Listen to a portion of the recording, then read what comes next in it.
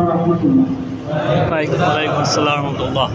الحمد لله رب العالمين والصلاة والسلام على سيد المرسلين وعلى آله وصحبه أجمعين.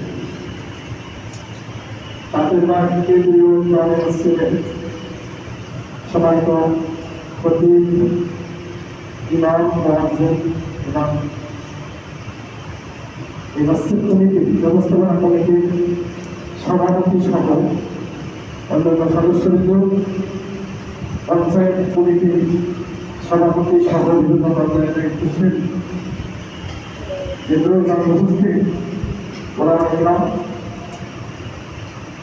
আমার একান্ত শ্রদ্ধ মুরব্বিয়ান গ্রাম, সম্মানিত যুবক ভাই বন্ধুরা, আল্লাহ সুবহানাহু ওয়া তাআলার দরবারে শুকরিয়া যিনি আমাদেরকে জুমার দিনে মসজিদে এসে সালাত আদায় করার তৌফিক দিয়েছেন। আমিন। আমাদের মোহতারাম খতিব মহোদয় যেভাবে বলছিলেন, আসলে আমরা জুমার দিন যেভাবে নামাজে আসি, আমাদের প্রত্যেক হওয়া উচিত এভাবে নামাজ ওয়াক্ত সালাতে জামাতের সাথে আদায় করার জন্য চেষ্টা করা। বিশেষ করে ফজরের নামাজের ব্যাপারে তো আমাদের হাদিস আছে। আমি প্রথমে আমাদের সম্মানিত মসজিদ কমিটির সেক্রেটারি মহোদয়,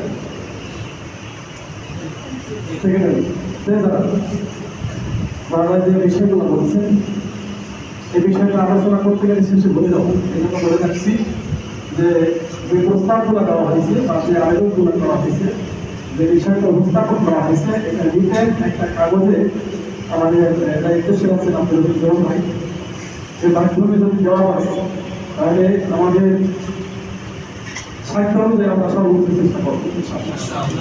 আলাদাভাবে আমি একটা ছিলাম না।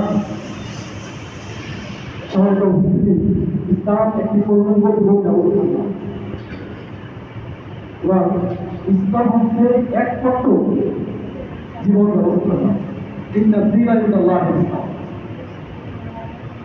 ইসলাম আল্লাহর পক্ষ থেকে মনোনীত একমাত্র জীবন ব্যবস্থা, এবং এটা পরিপূর্ণ।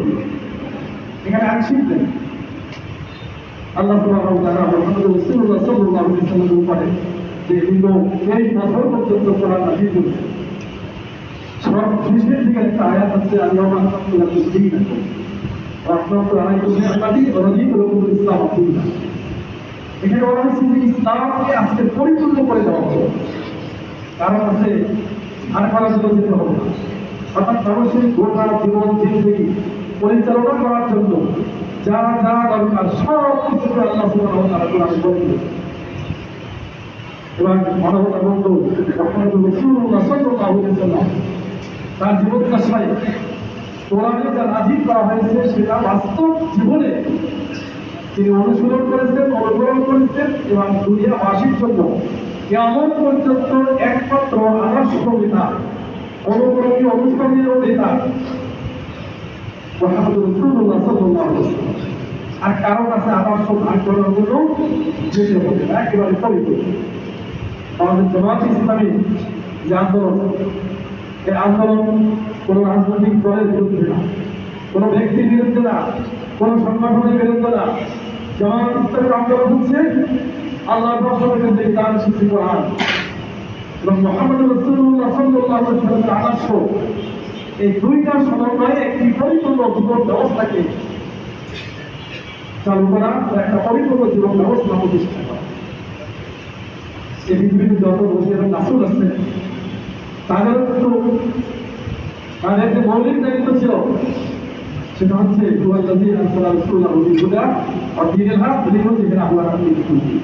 তিনি সে মহান সত্তা যে রসূলদেরকে প্রমাণ করেছেন একটি পরিপূর্ণ হেদায়েত দিয়া এবং পরিপূর্ণ একটা জীবন ব্যবস্থা দিয়া উদ্দেশ্যকে দিল যেখানে আল্লাহ মানব রচিত যত আইন আছে, বিধান আছে, সব কিছুর উপরে আল্লাহ যে বিধান সেটাকে বিজয়ী করা। আমাদের জামাত ইসলামী এই কাজটাই করেছে। আমরা যদি দেখি পৃথিবীতে যত নবী রাসূল এসেছেন, তারা যখনই আল্লাহ পক্ষ থেকে যে বিধান এসেছে, যে কিতাব এসেছে, যে শরীফ এসেছে, সেই আলোকে দাওয়াত দিয়েছেন, তখনই সমবায়ে স্বার্থবাদী গোষ্ঠী কায়েমি সন্ত্রাসবাদী গোষ্ঠী তারা সেই কথা সেই কাওয়াইকে সেই আন্দোলনের বাধা দিয়েছে, বিরোধিতা করছে। জামাত ইসলামীকেও যথাযথ থেকে এই বিরোধিতা করা হচ্ছে, বাধা দেওয়া হচ্ছে।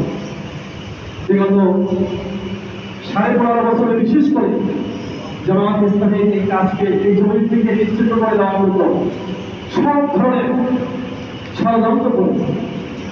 আমাদেরকে গ্রেফতার করা হয়েছে, রিমান্ডে নেওয়া হয়েছে, আইনার তৈরি করা হয়েছে, খুন করা হয়েছে, আমাদের নেতৃবৃন্দকে ফাঁসি দেওয়া হয়েছে, যাতে করে বাংলা জমিন থেকে ইসলামের দাওয়াত, ইসলামের আলো বৃদ্ধি দিতে পারে। কিন্তু আল্লাহ বলছেন আল্লাহ হচ্ছে আল্লাহকারী অবশ্যই আল্লাহকারী হচ্ছে আপনি বলছেন আল্লাহ তাদের আলোকে প্রজ্বলিত করে দিন, বিজয় করে দিন, যদি হচ্ছে তা প্রশ্নের কাপের শক্তি যতই অপছন্দ করুক না কেন। সবাই তো ভাই হতো না, যেহেতু সংক্ষিপ্ত আলোচনা, এই জন্য আমি একটু বাংলাদেশের বিগত 54 বছর থেকে শুরু করে আজকে পর্যন্ত আমরা কোন অবস্থায় উপনীত হয়েছি, স্বাধীনতার পর থেকে বাংলাদেশের আজকের যে অবস্থা আমরা যদি পর্যালোচনা করি তাহলে দেখতে পাবো যে রক্তে রক্তে আজকের দুর্নীতি ভরে গেছে, দুর্নীতিতে ফেলা হয়ে গেছে। এমন কোনো শিক্ষা নাই, এমন কোনো জায়গা নাই যেখানে দুর্নীতি নেই। আমাদের যে ভোটার লিস্টের কথা বলে ভোটার হওয়ার জন্য আমার মনে হয় 80% মানুষের ভোটার কোনো না কোনো জায়গায় তারা ভুল করে দিচ্ছে। আমি আমার 2 দিনের ভোটার ফর্ম করেছি, সব কিছু সুন্দরভাবে দেওয়া হয়েছে, সেখানে তারা ঠিকানা লেখে না, ঠিকানা আসা এটা এখন বিলম্ব না। আমাদের সঠিক পড়াতে বললেন, আমি তো মনে করি এটা শুধু মানে ভুল করতে হয়ে গেছে তা না, বড় একটা পরিকল্পিতভাবে দুর্নীতি একটা ছাপ এখানে পড়েছে। যদি একটা ভুল করা হয় তাহলে এটা আমাদের কাছে আসবে, আমাদের কিছু সুযোগ হবে কাজ করা। এই হচ্ছে যে বাংলাদেশের এখন অবস্থা। এরপরে আছে সন্ত্রাস, আছে আপনার চাঁদাবাজি, আছে দখল, আছে মাদকের ছয়লা, আপনার এরপরে যে মানুষের জীবনের সাথে অঙ্গীভাবে জড়িত। আজকে গ্যাসের অবস্থা কত করুন, আমার তো মনে হয় এই এলাকার লোকটা গ্যাস পাচ্ছে বলে আমার জানা নাই। কারণ আমি যে এলাকায় সফর করেছি দেখেছি যে গ্যাস হয়তো বা গভীর রাতে এসেছে অথবা আসেই না, এরকম অবস্থা অথচ বিল দিতে পারছি।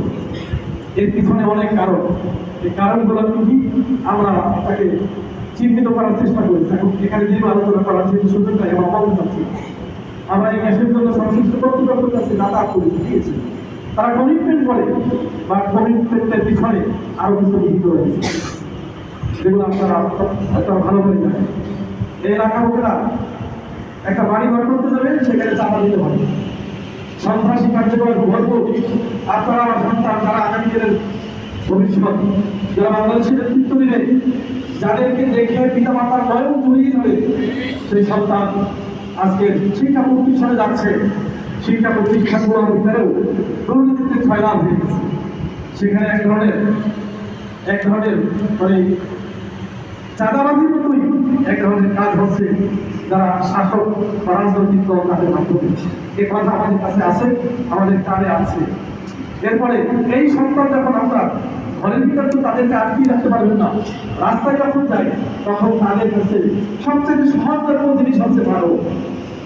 এর মাধ্যমে আপনার সন্তান তার ভবিষ্যৎ হারিয়ে দিচ্ছে, তার ভিতরে মানবিক যে গুণগুলি বিকশিত হওয়ার কথা, তাদের ভিতরে যে ঘোড়ারের দিকে পথ করার কথা, সেটা তারা হারিয়ে দিচ্ছে। কিন্তু এই সন্তানদের তো দোষ না, দোষ তো হচ্ছে রাষ্ট্রের, দোষ হচ্ছে রাষ্ট্রের কর্তৃপক্ষের। কারণ এই সন্তান স্কুল থেকে প্রতিষ্ঠান থেকে লেখাপড়া করে বাসায় আসবে, এরপরে খুবই সম্পূর্ণ দাবি হলো এরা খেলার মাঠে যাবে, সেখানে খেলাধুলা করবে, কিন্তু খেলাধুলা করার জন্য পরিকল্পিত কোনো মাঠের ব্যবস্থা নেই, যার কারণে রাস্তায় এই মাদকের কবলে পড়ে যায় এবং তাদের চরিত্র, তাদের জীবন ধ্বংস হয়ে যায়। এভাবে আমাদের বাংলাদেশের রন্ধে রন্ধে যত অন্যায় কাজ আছে সবগুলা ছড়িয়ে পড়েছে। আল্লাহ বলছেন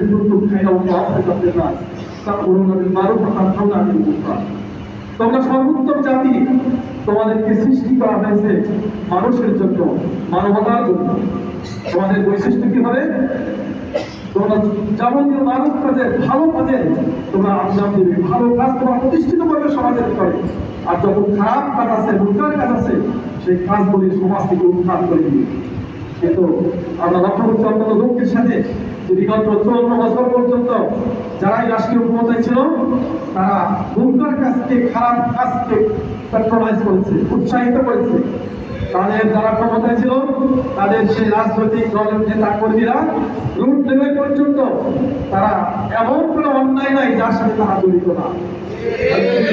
মহল্লায় গেলাম, তারা বললো এলাকার প্রভাবশালী ব্যক্তি, তারা বললো আমরা অসহায়।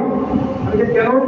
আমার মেয়েরা এই পাশে আমার স্কুলে যায়, সেখানে আপনার ইফটিজিংয়ের জন্য যে ছেলেরা দাঁড়িয়ে থাকে তাদের বিরুদ্ধে কথা বলা যায় না, তাহলে আমাদের উপরে হুমকি আসে এবং তাদেরকে একটা গোষ্ঠী তাদেরকে সাহায্য পাচ্ছে, তাদের পিছনে আছে। কিশোরকে আগে ছিল না, কিশোর থেকে কয়েক বছর আগে উদাহরণ করে আবির্ভাব ঘটিয়েছে। এভাবে সমাজটাকে নষ্ট করার জন্য যাবতীয় সব কিছু রাষ্ট্রের পৃষ্ঠপোষকতায় এই সমাজে প্রতিষ্ঠিত হয়েছে। আমাদের তো পিছনে আর জায়গা নেই, জায়গা আমাদের শেষ হয়ে গেছে। জায়গা শেষ হয়ে গেছে, এই জন্য আল্লাহ সুবহানাহু ওয়া তাআলা ছাত্র জনতার আন্দোলনের মাধ্যমে 2024 সালের 5ই আগস্ট একটি পরিবর্তনের সূচনা হয়েছে। এটা আল্লাহর পক্ষ থেকে দেওয়া নিয়ামত। আল্লাহ বলছেন লাইন শাকারতুম লাযিদান্নাকুম, আমাদেরকে যে নিয়ামত দেওয়া হয়েছে এই নিয়ামতের শুকরিয়া যদি আমরা আদায় করি তাহলে লাযিদান্নাকুম, আল্লাহ বাড়িয়ে দেবেন। অর্থাৎ এখন যতটুকু পরিবেশ সৃষ্টি হয়েছে, এখন আপনি ইচ্ছা করলে আপনার পছন্দ মতো সৎ, যোগ্য, তাকওয়াবান লোকদেরকে আপনি বাছাই করতে পারেন। আগামী যে ফেব্রুয়ারিতে নির্বাচন, আপনি সেই নির্বাচন, এটা আপনাদের বিবেকের উপরে আমরা ছেড়ে দিলাম। 54 বছরে আপনারা দেখেছেন এই এর পরিবর্তন যদি চান, যে পরিবর্তন আল্লাহ সুবহানাহু ওয়া তাআলা 5ই আগস্ট করে দিয়েছেন সেটাকে ধারণ করে যদি আমরা আগামীতে সঠিক নেতৃত্ব নির্বাচন করতে না পারি তাহলে আল্লাহ বলছেন ওয়ালাই কাফারতুম ইন্না আযাবি লাশাদীদ, তাহলে তোমরা আমার শুকরিয়া ছিল আদায় করো নাই। তোমাদেরকে একটা ক্ষেত্র তৈরি করে দিয়েছিলাম, তোমরা এখন তোমাদের এই ক্ষেত্রকে সম্প্রসারিত করতে পারতে, এটাকে সাস্টেইন করতে পারতে, এটাকে দীর্ঘায়িত করার মতো তোমাদের হাতে শক্তি ছিল। কিন্তু তোমরা যদি সেটা না করে আবার বিগত 54 বছরের যারা রাষ্ট্র পরিচালনা করেছে তারা এখন তোমাদের কাছে অনেক কিছু নিয়ে আসবে, বড় বড় অফার নিয়ে আসবে। তোমরা যদি সেই অফারের পিছনে আবার পড়ে যাও তাহলে বলে কাফারতুম ইন্না আযাবি লাশাদীদ। আল্লাহ আগেই জানিয়ে দিয়েছেন যে তাহলে তোমরা জেনে রাখো যে আল্লাহর আযাব অত্যন্ত কঠিন। বিগত 15.5 বছর জন্য 15.5 বছর তোমরা আর কি কষ্টে ছিলে, এর থেকেও কঠিন আযাব তোমাদের জন্য অপেক্ষা করছে। এই পরিবর্তনের জন্য আমাদের কি দায়িত্ব পালন করতে হবে? আল্লাহ করে দিবেন না, কারণ আল্লাহ বলছেন ইন্নাল্লাহা লা ইউগাইয়িরু মা বিকাওমিন হাত্তা ইউগাইয়িরু মা বিআনফুসিহিম। আল্লাহ কোনো জাতির ভাগ্যের পরিবর্তন করেন না যদি নিজেরা পরিবর্তন করার জন্য সিদ্ধান্ত না নেয়, চেষ্টা না করে।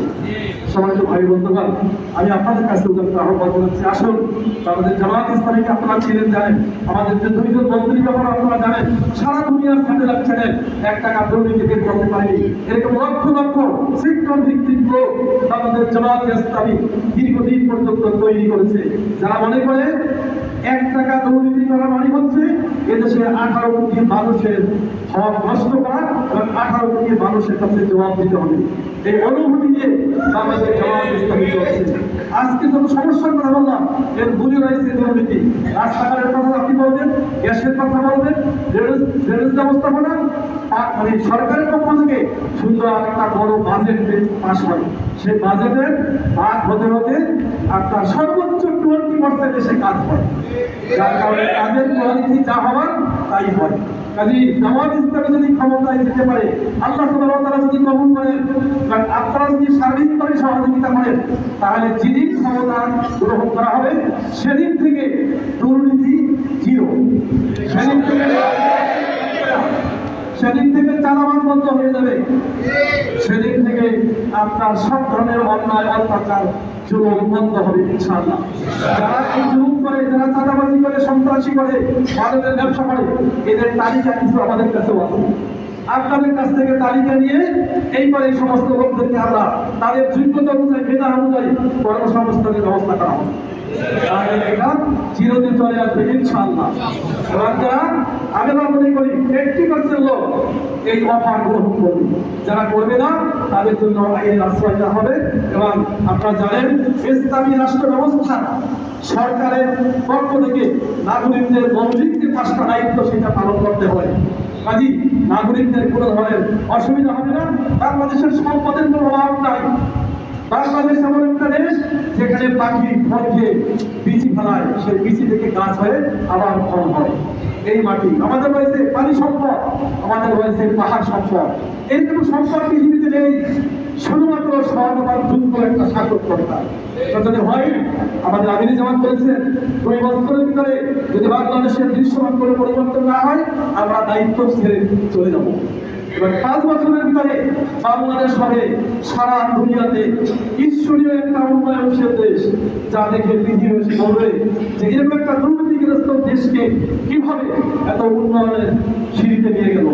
এভাবে একটি বাংলাদেশ গড়ার জন্য আমাদের জামাত ইসলামী গোটা বাংলাদেশকে নিয়ে পরিকল্পনা করেছে। আমরাও যারা ঢাকার চারিদিকে বসবাস করছি, ঢাকার চারেরও সমস্যাগুলো আমরা ইতিমধ্যে চিহ্নিত করে এটার থেকে ওভারকাম করার যে ওয়ে সেটা আমরা বের করে রেখেছি। আল্লাহ যদি কবুল করেন আমরা আপনারা যদি সহযোগিতা করেন তাহলে আগামী নির্বাচনের পরে পরে আমরা সেটা আপনারা দেখতে পাবেন। আল্লাহ সুবহানাহু ওয়া তাআলা আমাদের সকলকে কবুল করুন। একটি সুন্দর বাংলাদেশ যেন আমরা গঠন করতে পারি, যেখানে থাকবে পরস্পর ভ্রাতৃত্ব, ভালোবাসা, হিংসা, বিদ্বেষ, কোনো কিছুই থাকবে না। আমরা একটা সুন্দর বাংলাদেশ উপহার দিব, যে বাংলাদেশ হবে আরবের জাহিলিয়াত থেকে পরিবর্তন করে যেভাবে মদিনা একটি সুন্দর মদিনা উপহার দিয়েছিলেন বিশ্বনবী মুহাম্মদ রাসূলুল্লাহ সাল্লাল্লাহু আলাইহি ওয়াসাল্লাম। অনুমতি একটি বাংলাদেশ হবে এই প্রত্যাশা ব্যক্ত করে সবাইকে ধন্যবাদ জানিয়ে আমি আমার কথা এখানে শেষ করছি। আসসালামু আলাইকুম ওয়া রাহমাতুল্লাহ।